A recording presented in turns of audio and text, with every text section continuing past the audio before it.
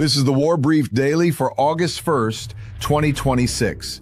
Over the last 24 hours, the operating picture was dominated by one theater. Russia launched a 255 drone raid against Ukraine, while ground combat remained heavy across multiple axes.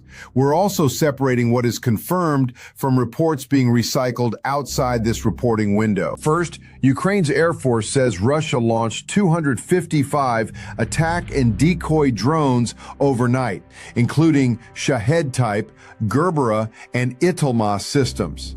The reported launch areas were Oriol and Kursk inside Russia, plus occupied Donetsk and Crimea. Ukraine says it destroyed or suppressed 195 of those targets. It also reported 22 attack drone impacts across 14 locations. Those figures are an official Ukrainian assessment, not an independently audited battle damage assessment. The number that matters here is not just 255 launched, it is the 22 penetrations. Russia is still using large mixed drone packages to force Ukrainian air defenses to engage across a wide geography. The immediate question is what those drones hit: energy infrastructure, transport links, military logistics, or civilian targets. At this point, that damage picture is not reliably established, and the dispersed launch geography matters. This is not a single-site operation.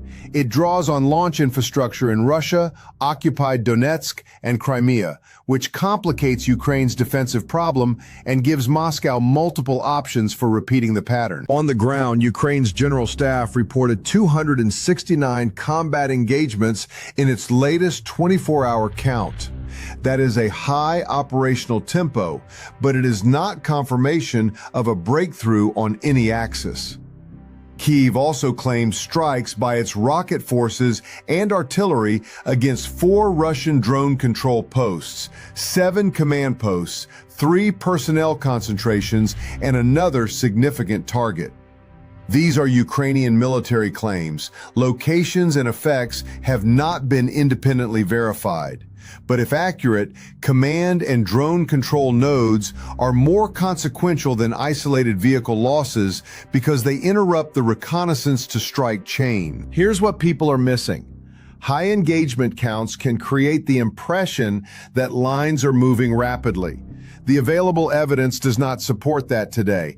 This is sustained pressure and long-range attrition, not a confirmed major territorial change. In the Middle East, we are deliberately excluding a widely discussed U.S. strike wave against Iranian IRGC targets. CENTCOM placed that operation at roughly 200 UTC on July 30, outside this brief's July 31st reporting window.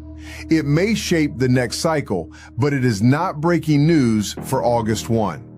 No comparably significant, time-stamped event was verified in Sudan, the Sahel, or the Indo-Pacific during this window.